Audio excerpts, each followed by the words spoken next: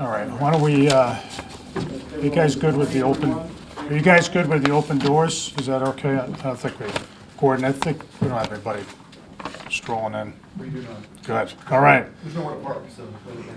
There's nowhere to park. All right. Well, welcome, everybody. So, look, there is, we wanted to call this press conference because of the nature of the place we live. And that is, we are a place that is prone to Atlantic hurricanes. We're prone to other major storms, blizzards and such. But most of the time, we can deal with those without too much, the ordinary storms, without too much fanfare and without much in the way of property loss or much more than that. But we've been reminded this week about the threat of coastal hurricanes. Of course, Hurricane Debbie, such as it is passing through the Northeast and will be passing through the Northeast the next couple of days. It's going to bring rain. It's not much of a threat. We're not here to talk specifically about that.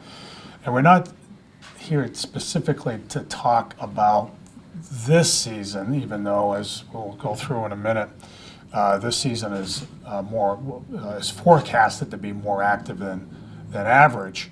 We're here to talk about just the changing nature of the threats, hurricane threat to New Bedford and to Greater New Bedford and really the entirety of Buzzards Bay and southern New England. So we're going to talk in general about the threat. I have a slide deck. We're going to depict the threat in some generality. We'll talk a little bit about what the city's doing to deal with the threat, and then what people can do. So there's a lot to be said here. We're going to direct people to the city's website and whatnot, but I want to say there are three takeaways. So, like, you know, if you remember, like the best teachers always used to say, this is what you're going to learn today in class. This is what I want people to take away from it. And the first point is probably the most important one. It's not a matter of if, it is a matter of when. We will be hit by a big hurricane at some point. I can't stand here and tell you that it will be within the next 20 days or the next 20 years. I don't know. All I do know is that this region has a long history of major coastal hurricanes, and that the world is seeing more volatile weather, and including here in the United States, and that we shouldn't be panicking about it. There is, in fact, it's more important that we do this press conference now when there's not like some looming threat, some storm coming up the coast heading our way, but we can talk about it a little more rationally. But it is a matter of when. And by the way, the when will happen. When it happens, we shouldn't consider our hurricane barrier, the largest levee on the East Coast, to be like this Maginot line. It's not foolproof. It is not going to prevent all damage to everybody under any circumstances. It is a very useful piece of infrastructure, and lots of other places have hurricane barrier envy of New Bedford for sure these days. We've had visitors from many other places, including New York, over the last few years, wondering, how do we get what you're having? Well, it costs a lot more these days to build something like that, but it is a very useful piece of public infrastructure. It just won't prevent all loss under any conceivable circumstance. So that's point one. Not if, but when. Secondly, the barrier is not going to prevent all loss. It's the second point. And then the third point is for folks, and we'll go into it in a little more detail, is to have a plan. People should be, what we're trying to do today is just sensitize people to the idea that they have to have their own set of plans. It's not some sort of detailed set of plans like the city has. It is rather just that when there is a certain level of threat, there are steps that they know they have to take. What's different? Well, we could have given this press conference a few years ago and said all the things we're about to say, and so a lot of this is in the way of reminder. What is different, what I will say, and this is another punchline that I will front for you, and that's this. The likelihood of evacuation, in our view, the need for evacuation is greater now. And that's a function of rising sea levels, more volatile weather, and just the way that we're situated, the way the city's developed, all these things. So we'll talk about, and we have a better sense of it too. We have what we believe is a set of models that we have greater confidence in about how both water, storm surges, as well as the possibility of flooding from raining will play out depending on where you live. And so we want people to know exactly what to do if they have to evacuate. So before I go into it, I just wanted to note a couple of things. So just by way of introduction, so when the city does its work to respond to hurricanes, it is a multifaceted response. I'm joined here today by a number of department heads who are involved in the work, directly involved in the work. You will hear in a moment in a couple minutes from Emergency Management Director Brian Obriga, whose job is to shepherd a lot of the work that we do. Police Chief Paul Oliveira, Deputy Fire Chief Brian Medeiros, Port Director Gordon Carr, Director of Public Infrastructure Jamie Pont, EMS Director Mike Thomas, and Assistant Airport Director Mike Crane. So what I'm going to do is I'm going to go through the PowerPoint, and we can email the members of the media the PowerPoint so you have this, but we'll go through it. So I said this is organized in three pillars: the threat, what the city does and is doing and has been doing, and then what people should do to help themselves. I like the dramatic, folks. That's not my doing, but I kind of like that. It's not just flipping. So look, so NOAA predicts a very active season. That's not news, but it is something that we all have to internalize. That is happening, and we've got to remain aware of that. And so, one of the things that it stands out is that there are predicted to be 8 to 13 named hurricanes. If you look at the current example of Hurricane Debbie and the amount of rainfall it dumped in the south, it's pretty striking. It was characterized last week by the mainstream media as being a 1 in a 1,000-year storm. Of course, those 1 in a 1,000-year storms have become once every few years now, but the amount of rain that was predicted and then still played out, the predictions didn't fully play out, but some areas were getting more than a foot of rain, which is incredible.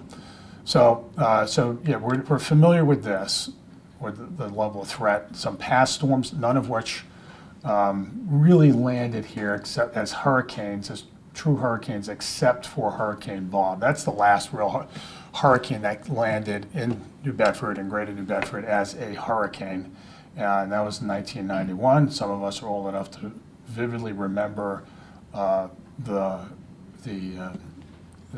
debris, the destruction, all the damage, and then these others grazed us. Some came ashore as tropical storms, but they all made a huge impact. Trees down, homes damaged, and so forth, flooding, and lots of personal property damaged along the way. But no, none of them, except for the first one, were actual hurricanes.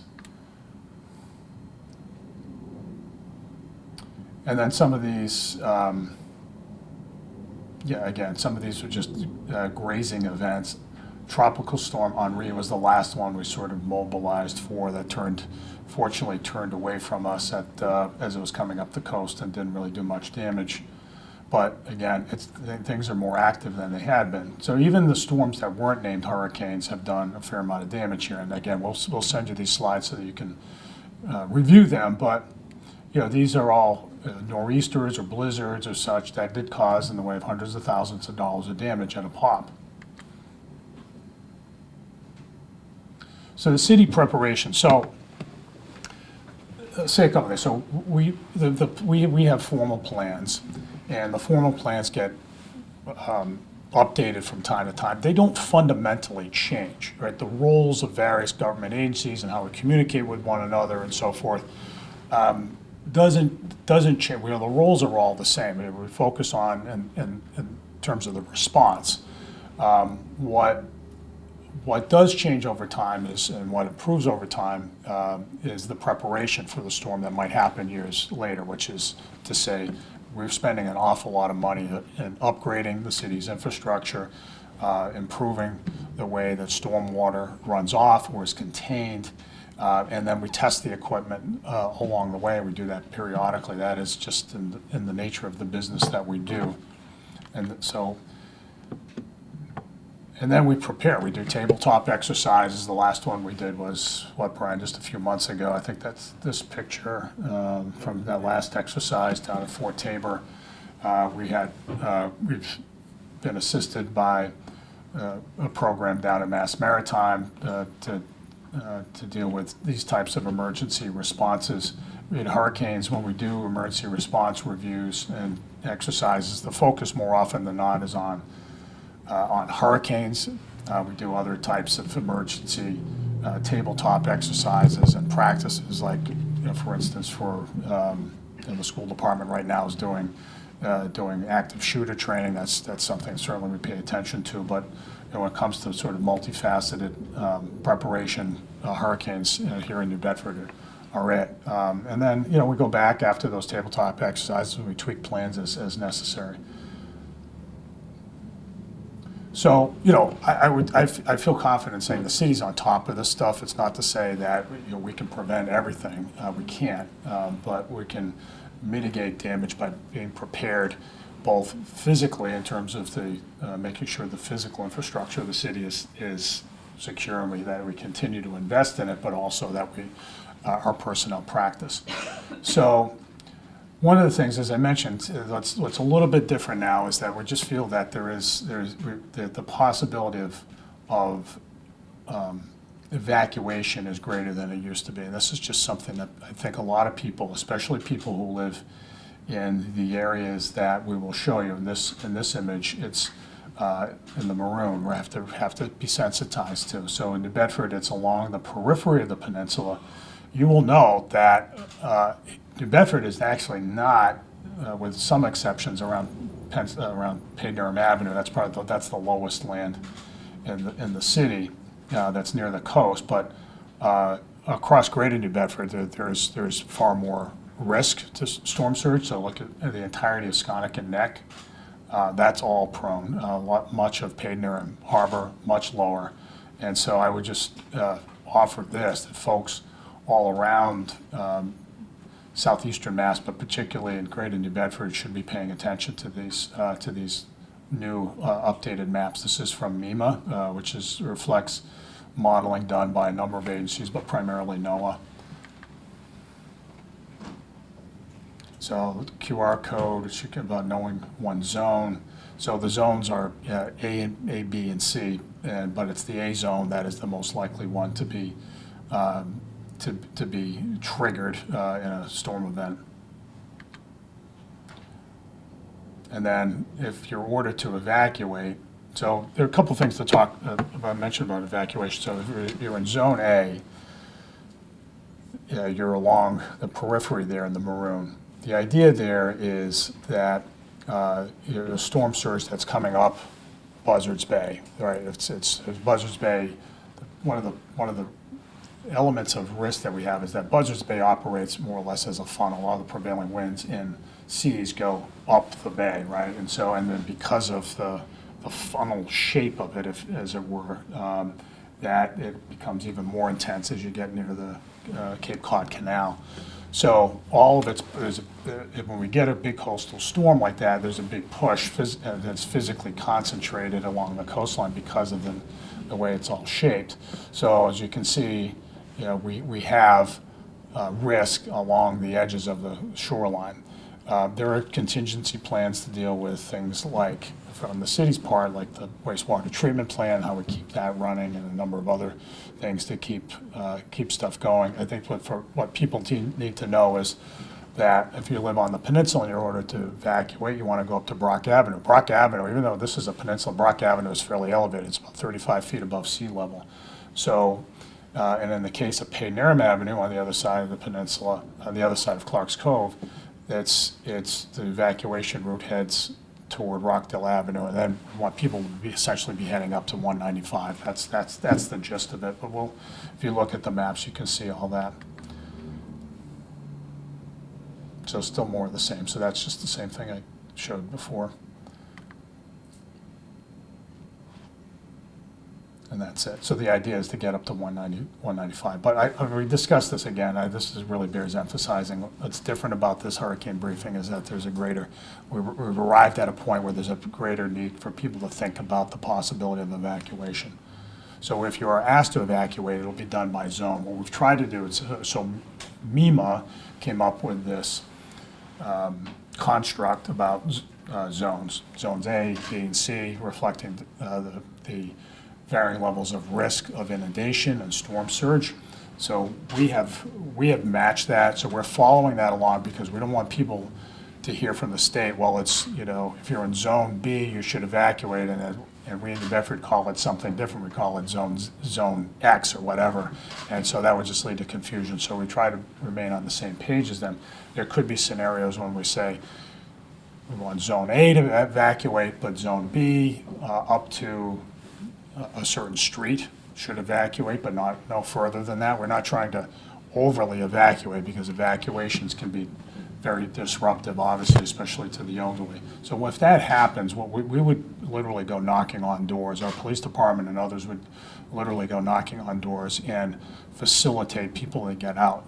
There's an open legal question as to whether we can forcibly move somebody from a house. I mean, people sometimes don't get it, but if I would just say to anybody, look, you got to take this stuff seriously because it's just because of where we happen to live. Don't learn the hard way. So again, you see the slosh maps. These are the inundation zones, and again, it's if you look at the city itself is not as prone to storm surge as some of the other areas locally. So the idea is that when it happens, you stay informed through all of you guys, all the great work you do. You're doing a great public service. In the case of the TV stations, it's great for ratings too, so it's a win-win. But we want people to understand that they need to stay tuned, of course, to trusted sources. And then here are the links. This offers greater detail about preparedness. We'll talk just for a minute about in general about some of the preparedness steps. So you need an evacuation plan. The key there is, like, when you evacuate, it's not just, we're not suggesting to people that they should head off to Iowa to be safe, right? You want to head to a place of higher ground, a place where you know you can stay, like a relative who lives in somewhere where they're not going to get hit too hard by a hurricane. It could be somebody in another part of the city, it could be somewhere locally, but you should figure that out beforehand.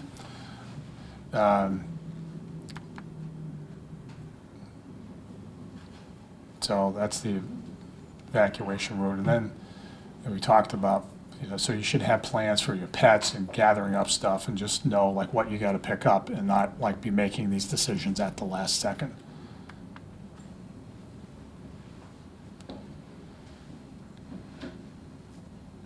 And then deal with your insurance. If your insurance lapses and your house gets damaged, you can forget about having to make a claim. The insurance companies are not going to be in a generous mood after a major calamity like this. So people should square that away. If your policy is not up to date, you need to get it up to date. And by the way, keep the documents with you. People should have a document trail of their dealings with the insurance company. That's some free legal advice from me, even though I've forgotten a lot about the practice of law. I know that you should just keep some records. That's a good idea. Disaster supply. So if you shelter in place, right? If you're not evacuating, you should have things like, we all make sure your cell phone's charged, and if you have a generator, that's great, but prescriptions, water, and so forth. So these are all things. And again, we don't have to I don't have to go through every single one of these. We want to direct people to our website. All of it's right there. Just go to, and we'll have the link on the last page. And again, we'll share the PowerPoint with everybody. Complete a written, believe me, if you want to write it all down, great. So again, there's no having to remind yourself if you're that compulsive about it. That's a good thing. We encourage that. And then strengthen your home. So one of the things, so again, a lot of damage is caused by stuff that's flying around. So, and a big storm event. So trees that could fall down, lawn furniture that could be lifted up. If there are other loose items, we should deal with them. If you're right on the coastline, you should be thinking about putting, having to board the windows that face the wind. And so the reason for that is this. It's not that a broken window, it's not so much to protect the window per se, nor is it to protect the house if the window breaks from water getting in, although that's helpful. It's to preserve the structure of the home. If you just think about it, if the air from, I don't know, let's call it if the prevailing winds, if the sustained winds are like 125 miles an hour and it's pushing in through an open window in the house, it pressures the entire house, and that's how roofs lift off, that's how other damages, that's how you get really damaged homes. So if you're able to put, even just on the facade, right, on the storm-facing side of the house, boards on the windows, you could save a lot of damage. They tend to be, the experts tell us that the houses that tend to get damaged in storms are ones that are that don't have boards on the storm-facing windows. So that's it. So lots of links, all of this stuff. So again, not if, but when. The barrier is not foolproof, and people should have a plan. It's just a plan in their heads where you're going to go if you have to evacuate. And that's the gist of it. And I appreciate everybody's tuning into this. We were going to do this outside, and we thought, well, it might rain and such, but we also didn't want people to be led to believe that this was about Hurricane Debbie, because it's not. We didn't want people to think, well, if we did it by the hurricane barrier, that the hurricane barriers will take care of all risk, because one, we wanted to do it here, and do it in some level of detail and offer it up to everybody. And we appreciate everybody's listening. I'm going to call Brian to bring up to say a few words, and then we'll go ahead and take some questions. Go ahead, Brian. Thank you, Mayor. So as the Mayor said, one big thing that I just want to push is to make sure that everyone stays informed with what the city's doing. That's before, during, and after a storm.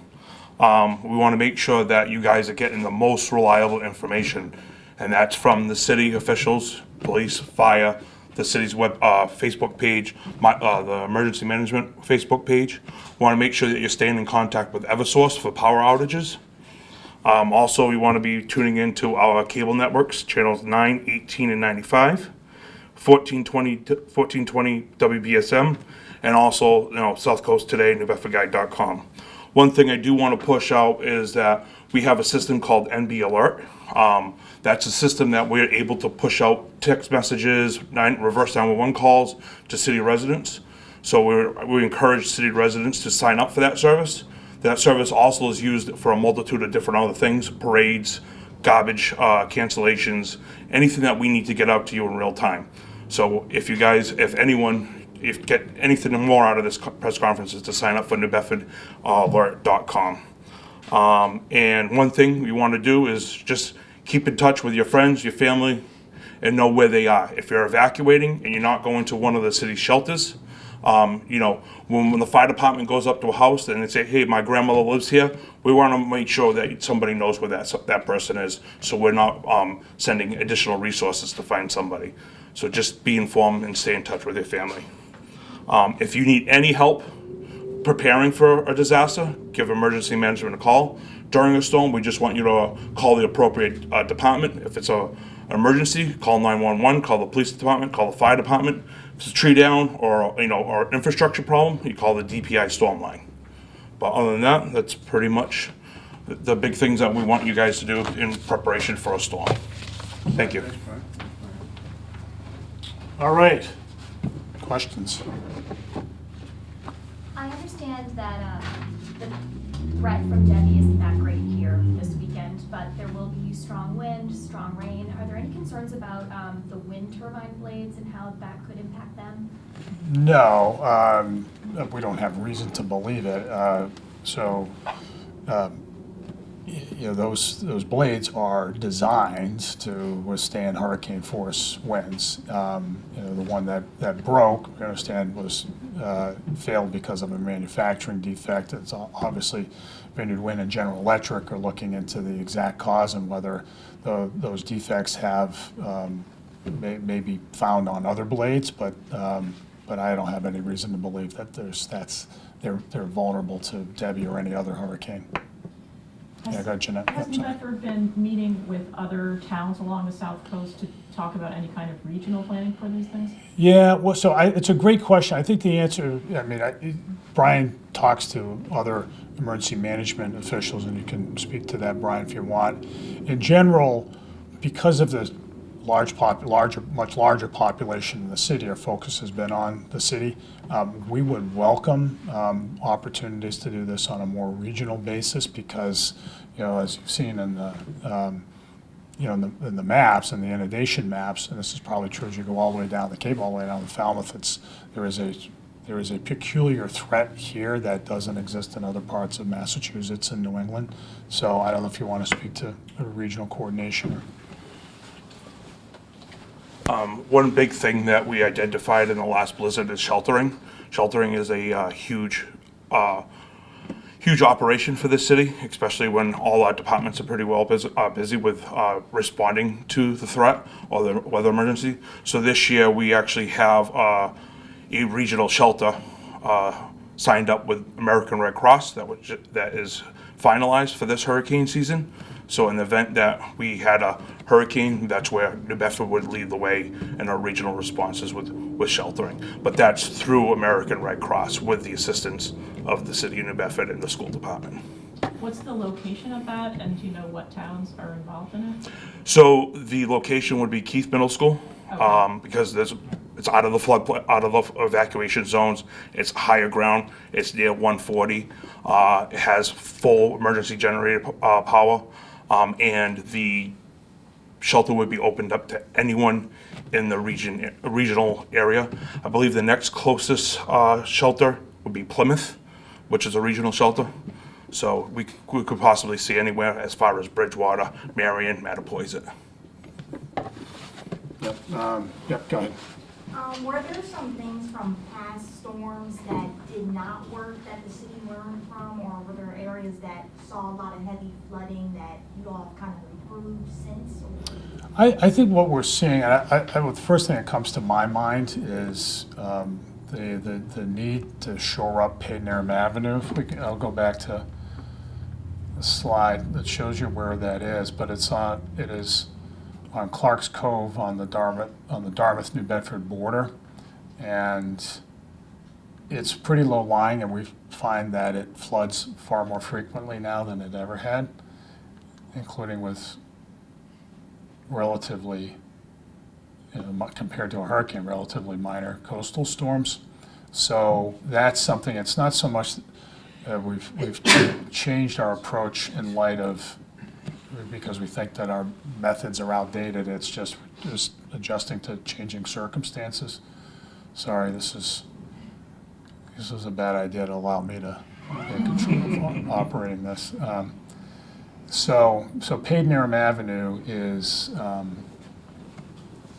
this may not be the best. Yeah, so there's probably one more. Yeah, it's right here. This is Padenham Avenue right here. How did I do that? Don't touch. Somebody take this away from me. Yeah, so this is Padenham, so you can see that, but this is very low lying. So what we get in storms, so if anybody's familiar with the New Bedford Community Boating Center, it's just right there. This area right here floods, and we find that the roadway will get easily on a high tide 3 feet of of rainwater, even when it's, of ocean water, even when it hasn't been that big of a storm. So we anticipate that in a major coastal storm, we'll actually see something much worse there. The residents along here are very sensitized to that. This would be the first place in the city that we would evacuate. In all likelihood, that answers you. I don't know if you have anything else about adjustments we've made. I mean, there are communication improvements and stuff that we've made over time, but you know, the fundamental approach is the same. It's just the circumstances change, and we just have to be aware of new and emerging risks. I don't know who's next. Yep. Hi, I'm Mayor Adam Goldstein with the New Bedford Light. Quick question. You mentioned the likelihood of evacuations is going up, and I'm curious as to if you can just elaborate on what you mean by that a little more. I mean, is that a result of the conditions? What factors are going into that decision? Well, it has to do with what the models are telling us. The modeling is much more that's publicly available now is much more sophisticated than it used to be. And there are multiple sources of, and with different types of models that are telling us more or less the same thing, which is areas like those that are depicted here, even in a Category 1 storm, like Hurricane Bob when it landed in New Bedford 30 years ago was a Category 1 storm, would be places that would be swamped. And it's not a technical term, but people can imagine that, right? It's if you've got water running up and down the street, a major storm surge waves coming, even along here, that's probably the best bet may be to leave. And so and look, it's kind of intuitive. We watch the news, we see storms of greater force happening more frequently here and everywhere else. And so, shame on us if we're not thinking about changing our approach because the threats changed. Is there any work the city is doing in particular ahead of the rain that we're expected to see Friday night into Saturday morning? Yeah, what we do when we see a large rainstorm coming, what we'll do is we'll look around for trees that are vulnerable. We'll remove dead branches. We will clear storm basins out. And we'll tell people if we think there are some areas that'll get flooded by rain as opposed to storm surge, that they should stay away from them. There are a handful of areas around the city that when it rains a lot, it tends to flood. Right? Going off of that, there was an incident a couple of months ago where Route 18 got flooded out by a significant rainfall event. That's obviously one of the main thoroughfares, if not the main thoroughfare through the city, and one of your designated evacuation roads. So this might be a better question for Brian, but what sorts of things can you as a city government do to get people out of that? Yeah, it's a great question, and we should ask Brian to come up and talk about it. But in general, some of it has. We want people to be leaving before the rain starts. I mean, that's part of the answer. But I don't know if you want to elaborate on that. So one of the things the mayor brought up is we get a lot better modeling. The National Hurricane has now surge maps that are pretty well sophisticated. If you look at them, they also have this thing that they brought out a couple of years ago called earliest arrival of tropical force winds, most likely. So we use those two maps. Ideally, we want evacuations to start well before the onset of tropical force winds and end by that time, because we want to have everyone prepared and bunkered down and then give our first responders a time to relax, get ready for the response. So evacuation is not happening during the storm, it's a preparation to the storm. Okay? Are there any steps that the Hurricane Harbor is going to take to prepare? I'm sorry, the Hurricane what? The Hurricane Harbor? Any steps like that? The Hurricane what? The Hurricane Harbor? Oh, you mean the barrier, you mean? Yeah. Yeah, so just so people know, so the hurricane barrier, right, it's the biggest levee on the East Coast altogether, all segments combined. And so it is a very important piece of public infrastructure. The segments that are on land are managed by the city. So we go back a few, you'll see the gates here, the street gates. See the top picture, those are managed by the Jamie Pond, the Department of Public Infrastructure. So, you know, the rule of thumb has been when we anticipate wave action, or when we see wave action on the street, we will close the gates. We're probably going to start closing them sooner than that. That's another change in our plans, just because for a couple of reasons. One is you don't want to be having to slowly close those gates when there's a problem, but and the problem's like already there. But the other thing is that when we close the gates, it sensitizes people to the need that, you know, you might need to split. So so that's what we do. So there are 3 street gates, and there is the fourth gate, the big gate to the harbor is managed by the Army Corps of Engineers. So the rule of thumb for them is that they will close that gate when the water is anticipated to, or when the water gets to be 4 feet above mean high tide.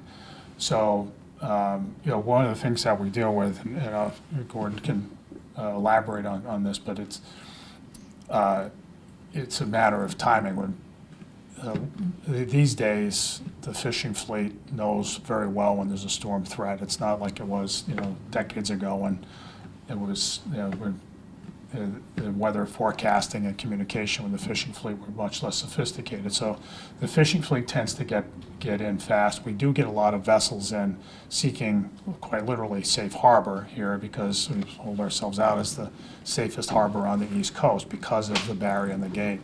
But it can be a little, we've seen even in the smaller storms that it's been a little bit of a scramble to get folks in. Luckily, we haven't had to close out anybody. But it does, if you see New Bedford Harbor after even some of the storms we've had in the last few years, it is a really crowded place. I don't know if you have anything to add to that, Gordon, or? No, just that, you know, we would be in touch with the Corps days in advance when there are watches and that kind of thing, because as the mayor said, we get to be a pretty popular place in those circumstances, and we want to make sure that everybody that wants to get in can. But as he also said, mariners and boat owners won't need to be told that there's a hurricane out there somewhere, right? They keep a pretty close eye on these things, and it's just a matter of giving them enough time to make that decision and to get in. Could you talk about the timing of closing those road gates with evacuation? Because once they're closed, then people aren't going to be continuing to leave the peninsula, right? No, we direct people up to Brock Avenue. Okay, Yeah. I'm struggling with the location of those. So Brock I Ave- don't have it memorized where they are, so. Yeah, Would so people Brock have- Avenue is essentially the spine of, And so of the those peninsula. there isn't one of those across Brock Avenue then? no, Okay, all right. no. I'm gonna find it now. Jeez, I'm terrible at this. Yeah, so here's a gate, and tell people go up Oh, here. I see, yeah. Don't touch the screen. Jeanette, don't make me flip anymore. Sorry. Yeah, so up there. Okay. Take that You're away not from on me. Brock Avenue, I get it. Yeah, that's it, yeah. Okay. All right, anything else, guys? Pete, you never ask. I've been coming to my press conferences for 12 years. This is awesome. A few years ago, I recall that the Mayflower actually came into port because of a weather situation during its transit from, Yeah. to Plymouth. Right. How often do ships use New Bedford literally as a safe harbor because of the hurricane? Yeah, really at every storm. So, and to Gordon's point, we welcome them in. Like, it's not like we welcome them and then they were going to price gouge them for docking fees, right? It's that we want them in. We want them to be safe, and you know it does get a little crowded, and sometimes we have to raft multiple vessels in one spot, and that can get a little rough. But they're far better in New Bedford than they are in a lot of other places. All right. So listen, we have all those links. Check them out. We really appreciate your helping us sensitize the public to these risks, because they are very real. And, you know, like if we were wishful about it, we'd say, oh, we just hope it's never going to happen. It's going to happen, but we want to be ready for it. So thank you. We appreciate it. I'll send out a link to this presentation in the